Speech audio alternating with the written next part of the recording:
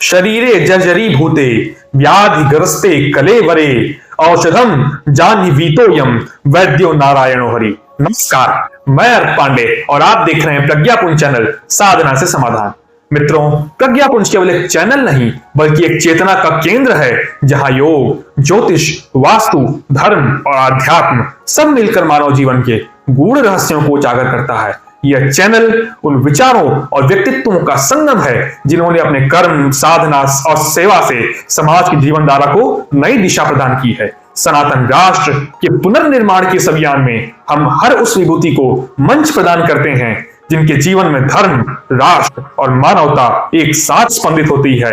आज हमारे साथ ऐसे ही एक विलक्षण व्यक्तित्व वाले समाज सेवी, राष्ट्रनिष्ठ एवं आध्यात्मिक चिंतक परम आदरणीय डॉक्टर शिवशक्ति द्विवेदी जी उपस्थित हैं, जिनका हमारे चैनल पे हार्दिक स्वागत और अभिनंदन करते हैं। डॉक्टर शिवशक्ति द्विवेदी ने मेडिकल फील्ड में एक बड़ा कार्य किया है और समाज को सीपीआर जैसी नई तकनीकों से अवगत करा रहे हैं। इनके माध्यम से हमें ये जानकारी प्राप्त हुई है कि सीपीआर एक ऐसी तकनीक है जिससे मृतक जो व्यक्ति हार्ट अटैक से मृतक होने वाला है उसे हम पुनर्जीवन प्रदान कर सकते हैं। तो हम आज शिवशक्ति द्विवेदी जी का हार्दिक स्वागत करते हैं और उनसे अनुरोध करते हैं कि आप अपना परिचय हमारे समाज को, हमारे दर्शकों को स्वयं दें। बहुत बहुत धन्यवाद पांडे जी। जिस विषय पे आज हम चर्चा करने जा रहे हैं उस विषय को आपने ब्रीफ में बता ही दिया कि सीपीआर एक ऐसी पद्धति है जिसकी सहायता से हम किसी मृत व्यक्ति को पुनर्जीवित कर सकते हैं। इससे पहले एक छोटा सा ब्रीफ परिचय मैं अपना दे देना चाहता हूँ कि मैं डॉक्टर शिवशक्ति प्रसाद द्विवेदी, राजकीय चिकित्सा अधिकारी वाराणसी कार्यरत हूँ। विगत 5 वर्षों से मैंने एक चीज़ ऑब्जर्व की कि स्पेशली अगर हम कोविड की बात करें कि हमारे देश में यंग एज में सडन कार्डियक अरेस्ट के केसेस काफ़ी ज़्यादा बढ़ते जा रहे हैं। सडन कार्डियक अरेस्ट कहें कि अचानक हृदय गति के बनने से मृत्यु दर में काफ़ी ज़्यादा इजाफा हुआ है। अब इसके पीछे के जो कारण हैं उनके उस पर हम नहीं जाएंगे, क्योंकि अगर हम उसके डेप्थ में जाएंगे तो बहुत सारे कारण निकलते हैं। हम बात ये करेंगे कि ये जो डेथ हो रही है, इस कम उम्र में जो डेथ हो रही है, 22 साल में जो डेथ हो रही है, 16 साल की अवस्था में, इस डेथ को रोका कैसे जाए। इसे रोकने के लिए एक अमेरिकन कार्डियोलॉजी सोसाइटी, अमेरिका के हृदय विभाग की बहुत बड़ी संस्था है जिसे अमेरिकन कार्डियोलॉजी सोसाइटी कहते हैं, जिसने दुनिया भर के जितने भी हार्ट के स्पेशलिस्ट हैं, कार्डियक स्पेशलिस्ट कहें, हृदय रोग विशेषज्ञ कहें, वो अपने विचारों को एक्सचेंज करते हैं, आदान प्रदान करते हैं और अपनी समस्याओं को उस फोरम के माध्यम से रिजॉल्व करने की कोशिश करते हैं। उसने 2 इमरजेंसी प्रोसीजर दिया, एक था एडवांस कार्डियक लाइफ सपोर्ट और दूसरा था BLS. Advance cardiac life support और बीएलएस को हम समझने के लिए, क्योंकि दोनों में अंतर है, एडवांस कार्डियक लाइफ सपोर्ट मतलब वो सारी दवाइयाँ, स्पेशली इमरजेंसी कार्डियक मेडिसिन जो अस्पताल परिसर के अंदर यूज होती है, वो एडवांस कार्डियक लाइफ सपोर्ट के अंदर आ जाती है। बीएलएस के अंतर्गत हमारा आता है सीपीआर, जिसको हम बोलते हैं कार्डियो पल्मोनरी रिसस्टिटेशन। लेकिन प्रश्न ये उठता है कि इस सीपीआर को हम कब दें। कोई समय सीमा निर्धारित की गई, तो जो समय सीमा निर्धारित की गई वो समय सीमा थी 3 मिनट। इस 3 मिनट के अंदर आपको ये एनालाइज करना है या आपको ये पता करना है कि जमीन पे गिरने वाला व्यक्ति जीवित है या मृत है। अगर वो मृत है तो उसी 3 मिनट के अंदर आपको सीपीआर को एग्जीक्यूट करना है या क्रियान्वित करना है, क्योंकि सीपीआर हम केवल उस व्यक्ति को देते हैं जिसकी हृदय गति रुक गई हो, अर्थात कार्डियक अरेस्ट। मेडिकल टर्म है कार्डियक अरेस्ट। कार्डियक मतलब हृदय, अरेस्ट मतलब होता है रुकना। हृदय गति के रुकने को हम कार्डियक अरेस्ट बोलते हैं। क्या सामान्य भाषा में कहें कि व्यक्ति मृत हो चुका है, खत्म हो चुका है, मर चुका है, तो उस दौरान ये सीपीआर हम व्यक्ति को देते हैं। डॉक्टर साहब, हम जानना चाहें कि सीपीआर जो हम देते हैं मृत व्यक्ति को, जो व्यक्ति कार्डियक अरेस्ट केस से तुरंत उसी क्षण अगर मृत हुआ हो तो उसे हम पुनर्जीवन प्रदान कर सकते हैं, तो उसके लिए हमें क्या क्या जांच करनी पड़ती है उसी क्षण? अंग्रेजी अल्फाबेट के 6 शब्द को आप याद रखिए, जिसे मेडिकल साइंस में निमोनिक्स बोलते हैं। निमोनिक्स एक ऐसी चीज जिससे हम चीजों को आसानी से याद रख सकें। तो सबसे पहले आप उसके डेंजर को RSABC 6 शब्द है अंग्रेजी के।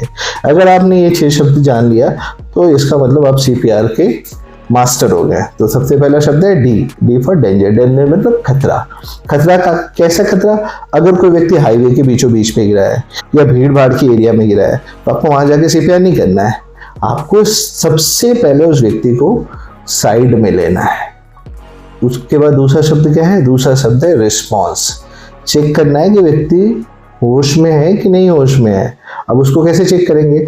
व्यक्ति के दोनों शोल्डर्स पे, कंधों पर टैप करेंगे, मतलब मारेंगे, और अपने सामान्य लैंग्वेज में बाबा आप क्या हो, ठीक हो, अम्मा ठीक हो, भैया आप ठीक हो, और साथ ही साथ दोनों कानों में चिल्लाएंगे भी कि क्या आप ठीक हैं, क्या आप ठीक हैं। दोनों कानों में क्यों चिल्लाना जरूरी है? हो सकता है व्यक्ति के एक कान से सुनने की क्षमता न हो, या हो सकता है व्यक्ति के दोनों कान से सुनने की क्षमता न हो। तकनीकी रूप से व्यक्ति बहरा हो तो आप कितना भी उसके कान में चिल्ला लीजिए, आपकी आवाज तो उसके कान में तो जाएगी नहीं। तो आप दूसरा काम क्या कर रहे हैं? उसके कंधे पे टैपिंग कर रहे हैं, कंधे पे मार रहे हैं। और अगला शब्द क्या है? S for shout. शाउट माने मदद के लिए चिल्लाना है, को आपको पॉइंट करना है। जैसे मैं आपको अगर पॉइंट करूं कि क्योंकि आप मेडिकल को बुलाइए, डॉक्टर्स को बुलाइए, अभी आपको पता है मैं आपसे बात कर रहा हूँ, उस भीड़ भाड़ में खड़े लोगों को भी पता है कि मैं आपसे बात कर रहा हूँ। तो अब यहां तो क्लियर हो गई कि आपको बुलाना है और मुझे मालूम है कि मुझे ही आपको कहना है। अगला शब्द क्या है? DRSA। ए को हम फॉर शॉर्ट बीइंग टाइम के लिए उसको हटा देते हैं। इस पॉडकास्ट के लास्ट में आप पूछिएगा कि ए को क्यों छोड़ा गया, इसका रुचिकर आंसर मैं आपको बताऊंगा। अगला है बी फॉर ब्रीदिंग। ब्रीदिंग मतलब सांस। आप सब भूल जाइए, आज मैं आपको जो भी बता रहा हूँ आप सब भूल जाइए, लेकिन बी अगर आप भूलते हैं तो मेरे मन में थोड़ी नाराजगी होगी। क्यों? क्योंकि ये जो बी जो है, ब्रीदिंग जो है, ये निश्चित करेगा कि व्यक्ति की सांसें चल रही है या नहीं चल रही है जी। उसी के बेस पर आप आगे CPR करोगे या नहीं करोगे। अब प्रश्न उठता है ये कैसे चेक करेंगे? देखिए, गाइडलाइन कहती है कि व्यक्ति जीवित है या मरा हुआ है उसे देखने के लिए आपको रेडियल आर्टरी को देखनी होती है, कैरोटिड आर्टरी को देखनी होती है। पर सामान्य व्यक्ति का इसका दूर दूर से कोई वास्ता नहीं। अगर हम आपसे कहें कि आप रेडियल आर्टरीज को देखें, अगर आप मेडिकल फर्टिलिटी से, चिकित्सा जगत से जुड़े हुए हैं तो आप एक बार को वो चीजें समझ पाएंगे। लेकिन आपके घर में हर प्रत्येक व्यक्ति तो चिकित्सा जगत से जुड़ा नहीं है, उसको रेडियल आर्टरीज का क्या पता कि वो कहाँ है, कैरोटिड आर्टरी कहाँ है, इससे कोई वास्ता नहीं। लेकिन गाइडलाइन कहती है कि रेडियल आर्टरी को देखनी है, कैरोटिड आर्टरी को देखनी है। कैरोटिड आर्टरी मतलब गर्दन के पास की नस को, और रेडियल आर्टरी अंगूठे के पास वाली आर्टरी को हम रेडियल आर्टरी करते हैं। लेकिन सामान्य व्यक्ति को इसकी आवश्यकता बिल्कुल नहीं है, क्योंकि ये गुड फॉर नथिंग है। तो आप क्या करेंगे? तो व्यक्ति की सांस चेक करने के लिए एक प्रक्रिया, जो सामान्य प्रक्रिया है जिसको हर कोई कर सकता है, अपने कानों को उस मृत व्यक्ति के मुंह और नाक के पास ले जाएंगे और साथ ही साथ उसके छाती और पेट वाले हिस्से को हम देखेंगे। और ये जो पूरी जो प्रक्रिया होगी, इसकी जो समय सीमा जो निर्धारित की गई है वो केवल 10 सेकंड देता है। इसी 10 सेकंड के अंदर आपको पता करना है कि उसकी सांस चल रही है या नहीं चल रही है। देखिए, यहाँ 2 कार्य कर रहे हैं। सामान्य सी चीज है कि अपनी हथेली को अपने मुंह के पास ले जाइए, और जब भी आप एयर ब्लो करते हैं, हवा छोड़ते हैं, तो वो एयर आपकी हथेली पे टकराती है। इसे भी हम छोड़ लेते हैं। कोई व्यक्ति निद्रा में है, सोया हुआ है, आप अपने कान को उसके मुंह नाक के पास ले जाइए, तो व्यक्ति जीवित हमारा तो नहीं, वो तो सो रहा है। तो जब वो सांस छोड़ेगा तो उसकी सांस आपके कानों से टकराएगी, लिटरली आपको गर्म सांसें फील होगी। तो आप ये कह सकते हैं कि व्यक्ति जीवित है, मरा नहीं है।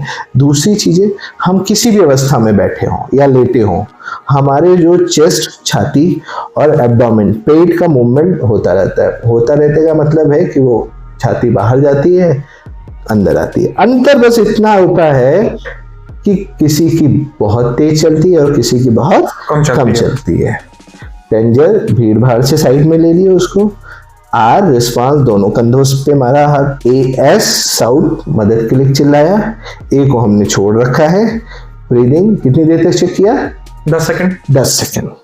और पूरी CPR करने का प्रोसीजर कितने समय तक का है? 3 मिनट। 3 मिनट के अंदर आपको सारा खेल करना है। जो गोल्डन पीरियड है, जो सुनहरा काल है, वो 3 मिनट 3 मिनट का है। व्यक्ति को देखिए क्या होता है कि जानकारी का अभाव हमारे देश में इतना ज्यादा है, जिसकी वजह से केसेस काफी ज्यादा बढ़ रहे हैं, और उन केसेस को रोकने के लिए पब्लिक अवेयरनेस, सामाजिक लोगों को ज्ञान होना बहुत ज्यादा जरूरी है। तभी आप जाकर के इस मोर्टेलिटी रेट को, इस डेथ रेट को, इस मृत्यु दर को कम कर सकते हैं जी। तो हम प्रश्न पे आ जाते हैं। डेंजर बगल में लिया, साइड में लिया, रिस्पॉन्स दोनों कंधों पे मारा, दोनों कानों में पूछा, शाउट मदद के लिए चिल्लाया, ए को छोड़ दिया और ब्रीदिंग को चेक किया कितनी देर तक, 10 सेकंड के लिए। कैसे चेक किया? कान को मुंह नाक के पास ले गए और छाती और पेट वाले हिस्से को आप 10 सेकंड तक देखें। अब अगला शब्द क्या है?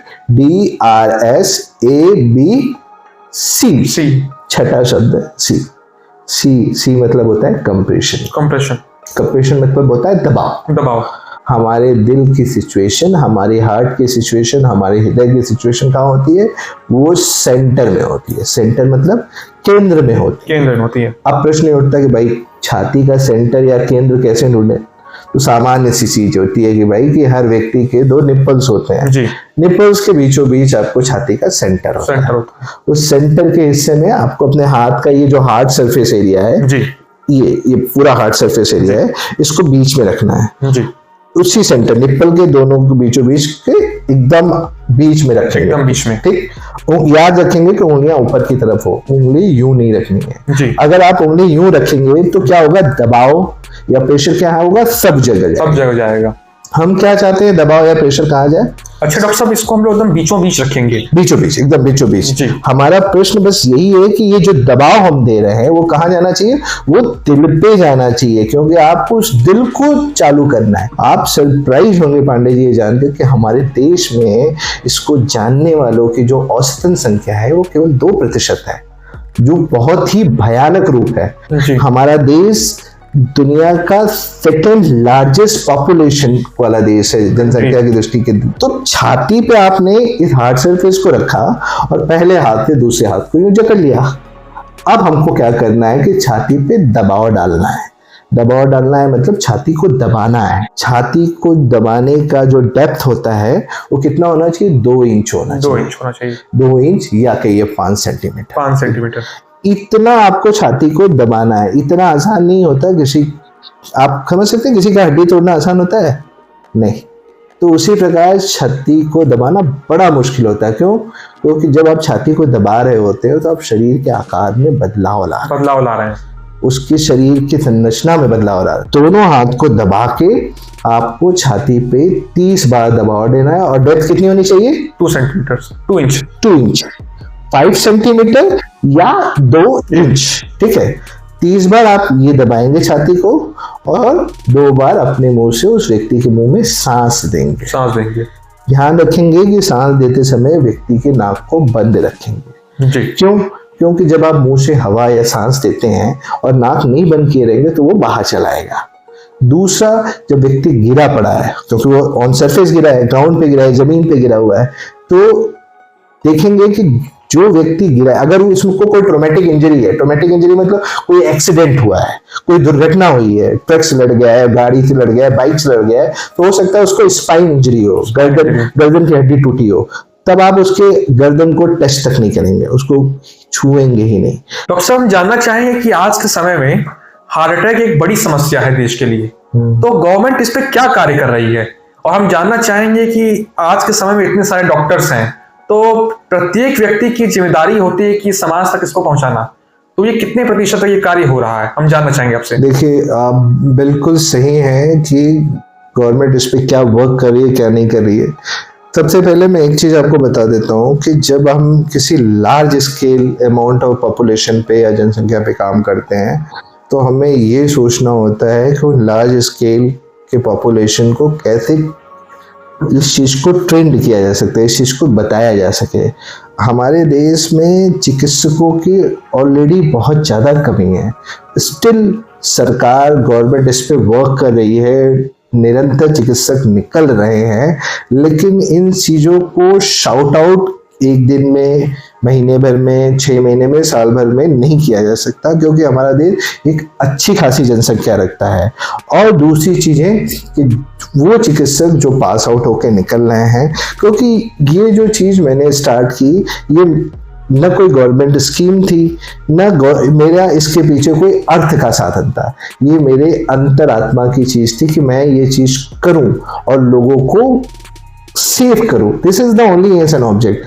अब मैं इस बात से हर व्यक्ति को इंश्योर नहीं कर सकता हूं कि हर डॉक्टर ये काम करे, क्योंकि हर व्यक्ति की जो मानसिकता है, मेंटालिटी है, ओवरऑल है तो वो मनुष्य जी। तो जब उसकी मानसिकता, हमारे घर में दो भाई एक मानसिकता के नहीं हो सकते, तो चिकित्सा जगत में हर डॉक्टर एक जैसा हो, एक जैसा सोच रखे, ये पॉसिबल होना बहुत नामुमकिन है। That is the only the thing. और डॉक्टर साहब, हम जानना चाहें कि जब से कोरोना वायरस हमारे देश में एंटर किया, जब से जो है कोरोना की वैक्सीन आई, तो जब से कोविड वैक्सीन से हार्ट अटैक के रेट्स जो है बहुत तेजी से इंक्रीज हुए हैं। कई बार ऐसा हुआ है कि ब्लड प्रेशर सडन लो हुआ है और लोग सडन हार्ट अटैक से मर गए हैं। तो हम जानना चाहेंगे कि ऐसा क्या कारण था कि जिससे ये समस्या हुई। और देखिए, मैं आपको एक चीज बताऊं, इस पॉडकास्ट के माध्यम से बहुत सारी मिथ्या चीजें समाज में चल रही है, मिथ जिसको हम कहते हैं। इसमें कोई ऐसी चीजें ऑन रिकॉर्ड्स, ऑन पेपर नहीं है कि कोविड की वजह से ये चीजें हुई है। लोगों का अनुमान, लोगों का सोच, लोगों का अजम्पशन ये है कि कोविड एक कारण है जिसकी वजह से लोगों की मौत कम उम्र में हो रही है। देखिए, देयर आर मल्टीपल फैक्टर्स, बहुत सारे कारण हैं। सबसे पहला कारण ही ले लीजिए कि लोगों के दिनचर्या का असंतुलित होना। व्यक्ति कब सो रहा है, कब उठ रहा है, वो सही नहीं है। दूसरी चीज, व्यक्ति का खान पान का सही होना जी। तीसरी चीजें, व्यक्ति का जो सबसे इंपॉर्टेंट चीज है, जो even the government of India base चीज को कंसिस्ट करती है, कि हर व्यक्ति को अपने बॉडी को फिट करने के लिए योग करना चाहिए। Yoga is the most important things. Though I belongs to the modern medicine, लेकिन मुझे भी कहीं ना कहीं ये फील होता है कि योग एक ऐसी ताकत है जिससे आप असाध्य से असाध्य रोगों को ठीक कर सकते हैं। लेकिन प्रश्न ये उठता है कि कितने लोग इसमें इंटरेस्टेड हैं जी। They are in just numbers. वो केवल आपकी उंगलियों की गिनतियों पर ही सीमित है। अब प्रश्न उठता है कि आप कितना इंटरेस्ट उसमें जागृत कर सकते हैं। अदरवाइज कोविड एक कारण नहीं है, या कोविड की वजह से लोगों को हार्ट अटैक या कार्डियक अरेस्ट जैसी चीजें आ रही है, ये पूरी तरीके से मिथ्य है। ये कहीं ऑन रिकॉर्ड्स नहीं है, क्योंकि जब चीजें आती है, क्योंकि बीइंग अ गवर्नमेंट डॉक्टर्स मेरी जिम्मेदारी होती है कि चीजों को ऑन ग्राउंड सत्य रखना। और सत्यता ये है कि कोविड हैज नो रोल कि यह हार्ट अटैक या कार्डियक अरेस्ट हो रहा है। Just want to ask that nowadays obesity is a major problem for heart attack. So sir, what are the preventions for it? मैं जानना चाहता हूँ कि क्या प्रिवेंशन हम लोग करें कि जिससे हम लोग जो है हार्ट अटैक से जल्द क्योर कर सके। तो सर, सीपीआर एक फाइनल ऑप्शन है। जब हार्ट अटैक आ गया तो हम लोग क्या क्या करें, ऐसा बॉडी के लिए क्या फूड होनी चाहिए, कैसा खाना होना चाहिए, जिससे हम लोग जो है इससे मतलब प्रिवेंट हो सकें। देखिए पांडे जी, सबसे पहले कि सीपीआर जो टर्मिनोलॉजी हम यूज कर रहे हैं, हार्ट अटैक, इसको हम हटा देते हैं, क्योंकि हार्ट अटैक में आपको पेन फील हो सकता है, आपको समय मिलेगा कि आप चिकित्सक के पास जाएंगे। सीपीआर कार्डियक अरेस्ट में देते हैं, हृदय के रुकने के उपरांत देते हैं। दूसरा आपका प्रश्न है ओबेसिटी मतलब मोटापा, इसको कैसे रोका जाए। तो इसको रोकने का जो सबसे इम्पोर्टेंट तरीका है लाइफस्टाइल मॉडिफिकेशन, दिनचर्या में बदलाव, दिनचर्या में सुधार लाना। एक अंग्रेजी में कहा ना, early to bed early to rise, मतलब समय से सोना और समय से उठना। Man makes wealthy wealthy. हाँ, ये एक सामान्य चीजें हैं। दूसरी चीजें, फास्ट फूड, जो जंक फूड आज की लोग बच्चे खा रहे हैं, वो भी ओबेसिटी के सबसे बड़े रीजंस हैं। उनको अपने से दूर करना, उनको खान पान की आदतों में दूर करना। तीसरा जो इम्पोर्टेंट चीज है स्ट्रेस, चिंता। लोग कहते हैं ना, व्यक्ति को चिंतन करना चाहिए, चिंता नहीं। चिंता is suppose to be a चिता। चिंता चिता के समान। चिंता से चतुराई घटे घटे रूप गुण ज्ञान, चिंता बड़ी अभागिनी चिंता चिता समान। बिल्कुल बिल्कुल, एकदम सही, एकदम सही। डॉक्टर साहब, ये भी कहा जाता है कि चिंता ऐसी डाकनी काट कलेजा खाए, वैद्य बेचारा क्या करे कब तक दवा चलाए। बिल्कुल, एकदम एब्सोल्युटली राइट। तो चिंता एक स्ट्रेस ऐसी चीज होती है जिससे हमारा हार्ट बहुत तेजी से डैमेज हो रहा है। तो हम ओवर थिंकिंग स्ट्रेस के लिए हम क्या ऐसा करें जिससे ये समाज से बहुत जल्दी जल्दी हट सके। देखिए, अभी हमने आपको बताया ना कि सबसे इम्पोर्टेंट चीज है योग। और योग भी देखिए, जिस शहर में हम रहते हैं वो भगवान शंकर की नगरी है काशी। अद्भुत नगरी है, अध्यात्म की इतनी बड़ी नगरी है जिसका आकलन एक हमारे जैसे व्यक्ति को, एक सामान्य व्यक्ति को कर पाना बड़ा मुश्किल है, क्योंकि स्वयं इस रहस्य को भगवान शंकर की अर्धांगिनी भगवती पार्वती, माँ पार्वती ही नहीं समझ पाएंगे काशी का कॉन्सेप्ट क्या है। कहा गया ना, प्रयाग मूढ़े काशी ढूंढे। प्रयागराज मतलब इलाहाबाद में लोग क्षौर कर्म कराने को जाते हैं और काशी ढूंढने से मिलती है, रहस्य की नगरी है। अब इस रहस्य को प्राप्त करने के लिए आपको गुरु की आवश्यकता पड़ेगी। इसी तरीके से योग आध्यात्म का एक विषय है। अगर आप योग के विषय में जानना चाहते हैं तो you need actually A Guru, not teacher. Teacher शब्द एक मॉडर्न चीज है। टीचर, गुरु, जो आपको योग के बारे में बताए, वो योग जो आपके शरीर के संतुलन के लिए, बैलेंस के लिए इम्पोर्टेंट है। डॉक्टर साहब, हम जानना चाहेंगे कि आपने जो है गवर्नमेंट सर्विस करते हुए समाज में बहुत बड़ी मात्रा में लोगों तक ये पद्धति को पहुंचाया है, तो हम जानना चाहेंगे कितने लोगों तक आपने इसको पहुंचाया और किस माध्यम से आप इसे और ज्यादा पहुंचा रहे हैं लोगों तक। देखिए, अभी तक अगर हम आंकड़े की बात करें तो मैंने लगभग 1,20,00,000 लोगों को इसकी जानकारी आम जनमानस में दे रखी है, जिसमें से आपके ब्यूरोक्रेसी डिपार्टमेंट से लेकर के पुलिस विभाग, सामान्य एनजीओज, स्कूल, यूनिवर्सिटीज, हर जगह ये जानकारी दी जा चुकी है। और ये जान के पांडे जी आप बहुत ही सरप्राइज होंगे कि ये सारी चीज़ें मैं फ्री ऑफ कॉस्ट देता हूँ। मेरी सैलरी का एक बहुत ही मोटा हिस्सा इन सारी चीज़ों में जाता है, क्योंकि मुझे कहीं न कहीं ये फील होता है, क्योंकि ये सारी चीज़ें मैंने आपसे जैसे शुरू में कहा ना कि मैं ये सारी चीज़ें अपनी संतुष्टि के लिए, अपनी प्रसन्नता के लिए करता हूँ।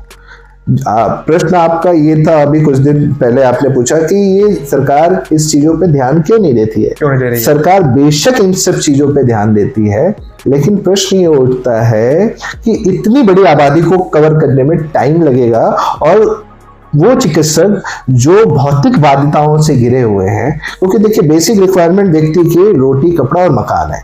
जब इन बेसिक रिक्वायरमेंट से ऊपर आप जब सोचने लगेंगे तब आपका जो भाव है ना, सेवा भाव खत्म हो जाएगा। फिर आप आध्यात्म छोड़ देंगे, फिर आप उस स्थिति में आ जाएंगे जहां आपका एम्स एंड ऑब्जेक्ट केवल और केवल माया को हासिल करना। माया का मतलब धन यही है और कुछ सीधे सीधे नहीं है। अदरवाइज चिकित्सक अगर चाह जाए तो यमराज भी उस व्यक्ति की जान नहीं ले जा सकता, लेकिन व्यक्ति को, उस चिकित्सक को चाहने के ऊपर है। तो ये मैं जानना चाहूंगा कि जिससे मेरा पहला श्लोक था कि वैद्यो नारायण हरि, वैद्य को नारायण का स्थान दिया गया, जो पालन करता है, जो हमारे सारी बुराइयों को, हमारे जो व्याधियां हैं उसको नष्ट करते हैं। तो हम जानना चाहेंगे कि आज के समय में जो चिकित्सक हैं वो धन के लिए और लोगों को जो है, लोगों के जीवन से ज्यादा महत्व तो उनके धन का है। तो हम जानना चाहेंगे कि ये जो है इसका औसत संख्या जो है जो बढ़ती जा रही है, इसके लिए आप क्या संदेश देना चाहेंगे उनको? देखिए, दो चीजें हैं। मैं जिस फर्टिलिटी से बिलोंग करता हूँ, चिकित्सा जगत से,